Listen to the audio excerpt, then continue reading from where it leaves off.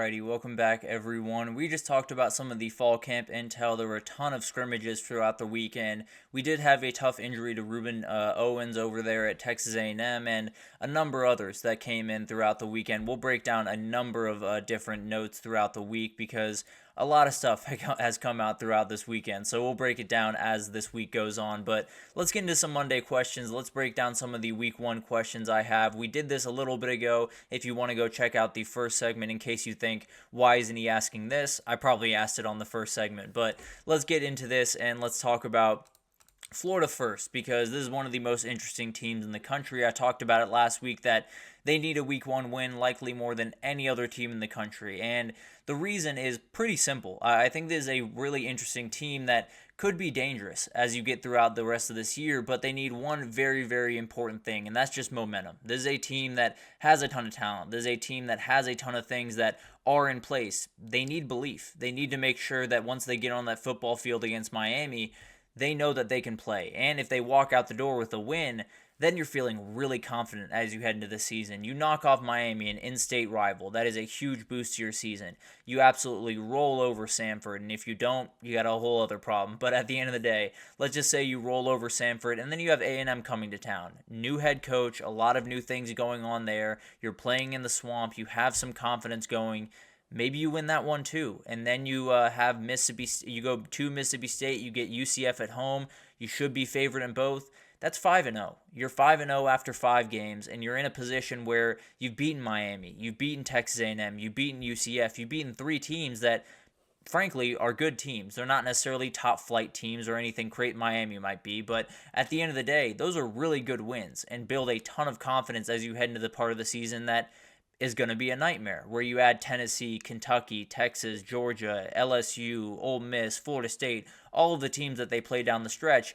It's not going to be easy. I'm not acting like they're going to roll through that schedule as well by any means, but the best thing for them is making sure that everyone's in a rhythm. If you can get Graham Mertz into a place where he feels incredibly confident when he walks out onto the field and he can execute, and Eugene Wilson and Elijah Badger are running free, and Montreal Johnson is healthy, and some of the depth pieces at running back that seem to be coming along really well are playing really well throughout the season, you're in a position where you're walking in with house money. You're no longer playing, trying to save your coach's job. You're no longer playing to just try to get to a bowl game. You're playing saying, we can put together a really good season. We can put together a really awesome season. Now we have to go into certain places and play some big time games, but you have LSU coming to you. You have Ole Miss coming to you. You have a ton of games that kind of go your direction in terms of the home field advantage battle, and you have a ton of things that could line up really well. Now, none of this matters if they lose in week 1, because I think that would kind of stop a lot of the momentum that feels like it's happening behind the scenes over there. So overall, this is one of those teams that I'm not saying they're going to be playoff level. I'm not saying they're going to knock the doors off and go 11-1, 10-2, and make the playoff and possibly win a national title by any means. But all to say, everyone feels like they're kind of writing Florida's death note. They're saying a 5-win season, 6-win season is what they're going to get, and they'll move on from Billy Napier, and that'll be the end of it. What if they get something going? What if they beat Miami? What if they beat A&M? What if they beat UCF and they're 5-0 walking into that Tennessee game that, frankly, they've dominated in a lot of ways over the last 20 years? So overall, I think it's a really, really fun team, one of the most interesting teams as we head into this year. But when it comes down to it, they really just need momentum. That's all they need to be successful this upcoming season. And if they can win that week 1 matchup against Miami, it is everything to give you that momentum.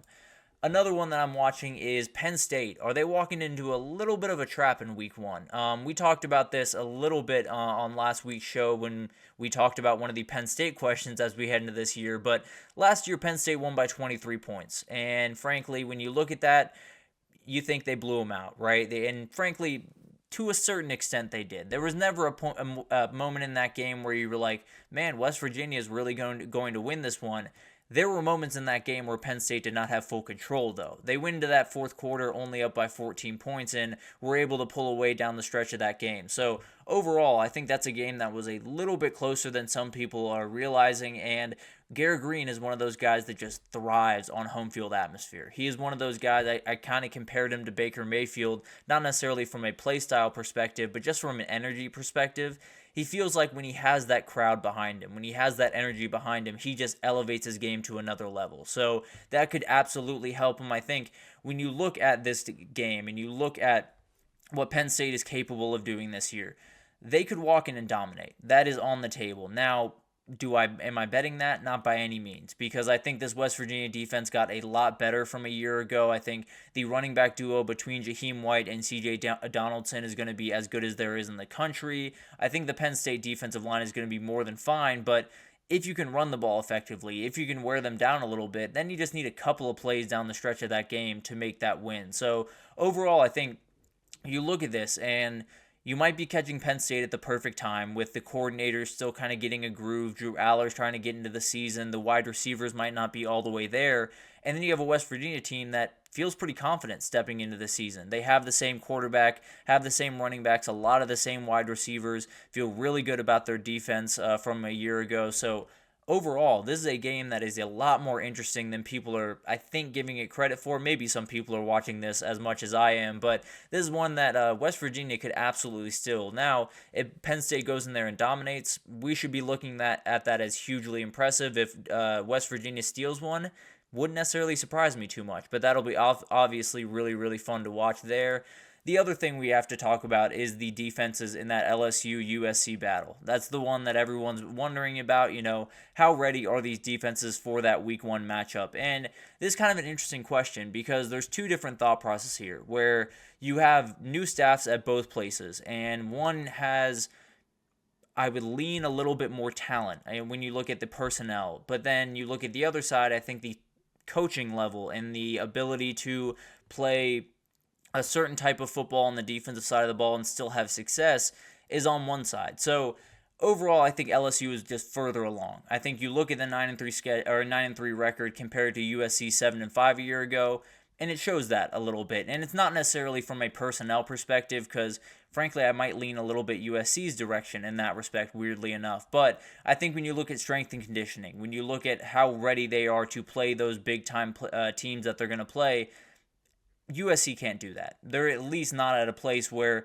they have the depth pieces, they have the physicality at the front line that they're going to be able to play. Now, on the other side of that, USC does have something that LSU just doesn't, which is D linemen that could easily be draft picks in the future. Bear Alexander is an absolute elite athlete, someone that is going to make a ton of noise this upcoming year and really needs to for this USC defense to be what they wanted to do. So I think it's a very talented player. And then obviously Harold Perkins on the other side is the headliner for that defense. I think neither defense is going to be elite. I can almost promise you that. Now, I would lean a little bit towards LSU because of the talent of Harold Perkins and because of some of the staff hires they made over there, but USC is not far behind by any means. I don't think this is a, leaps and bounds type thing. This is very, very razor-thin margins here, so I don't necessarily think either unit's going to be incredible. One unit could be a little bit better than the other. I tend to think LSU might be a little bit closer, and by a little bit, I mean a little bit. So definitely will be a very interesting thing to watch, and whoever's more ready on that side of the ball is likely taking home that win.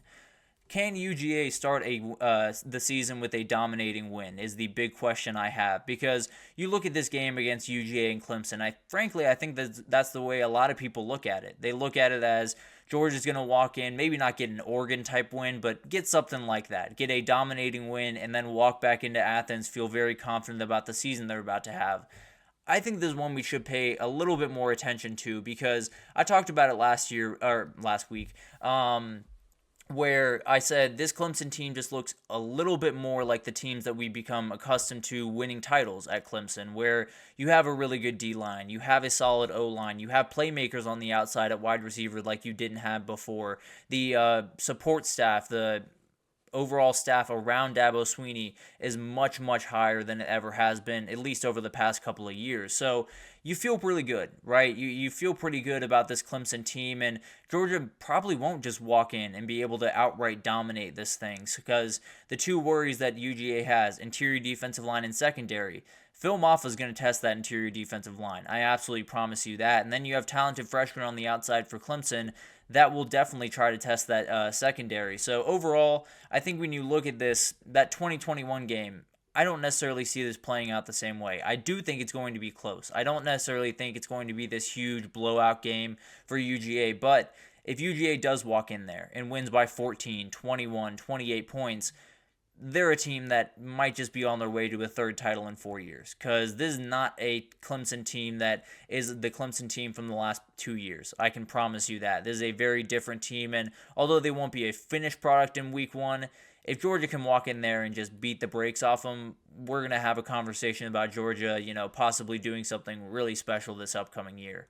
Finally, I want to talk about North Dakota State, and can they just kill Colorado's momentum in week one? When you talk about this offseason, it feels like a lot of people have momentum, right, going into the season, whether it's Miami or Ole Miss or Oregon. There's a ton of teams that feel really good about what they're going to do this upcoming year. Colorado's right there. I feel like they feel very confident in what they can do this upcoming season. I've seen some fans say they're going to win 9 games, they're going to go to the Big 12 title, to possibly make the playoff, a number of different things that have been thrown out there for this Colorado team. They got a team coming in week one that could ruin all of it. And frankly, the big worry that I have for Colorado is the physicality on the line of scrimmage. I don't have the same worry about North Dakota State. They have physicality, and now it is FCS physicality compared to FBS, but I promise you, those guys can play some football, and they can definitely push some guys around. So Colorado could be in an interesting spot here. Now, overall, they're more talented. They have the better quarterback. They have a lot of the better players across pretty much every position. So they should win this one. There's no two ways about that. But there are a lot of people picking this one, and they're not that crazy to do it. And this would be a back-breaking loss. In complete honesty, excuse me. But the reality is, this would be backbreaking not because this would be backbreaking not because you can't bounce back from it, but because you have Nebraska coming into town the next week, or you have to go to them the next week, and then you have CSU coming into town, who gave you a ton of trouble a year ago and is absolutely coming back to win that one this upcoming year. And the thing is, North Dakota State can do this. It's not like one of those games where a million things have to go right for North Dakota State. A couple of things have to go right, no two ways about that, but they're a team that plays really good football. They play very disciplined. They make every right play. They're not going to hand you a lot of things. Colorado might need that a little bit this upcoming year. So it's one of those games that overall, I think Colorado's likely going to win. I'm not going to sit here and say Colorado's going to lose this game. I'm just saying you might want to turn on your TV to this one on Thursday night. I believe August 29th. Yes, August 29th, you might want to turn on your TV for this one, because things could get a little interesting. And if they do, then this Colorado hype, this Colorado juice going into the season that they all love to peddle out there, it could go away very quickly. Let's just leave it at that for the time being. Definitely will be a really interesting thing to watch, and one of those things that there would be a lot of headlines the next day. Let's just leave it at that for the time being. But thank you.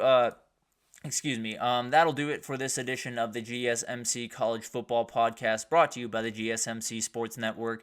Thank you so much for listening. Your support means a ton to us, so please remember to subscribe to the show, leave a positive review. It does make a huge difference for us. Also, follow us on Facebook, Twitter, TikTok, Instagram, all of the social pages for all of the content and updates you could possibly need. We just have really incredible people doing awesome work across every single sport you could possibly want. So anything you need in the world of sports, come on over to GSMC and we totally have you covered. But thank you once again for listening, and I will see you guys tomorrow.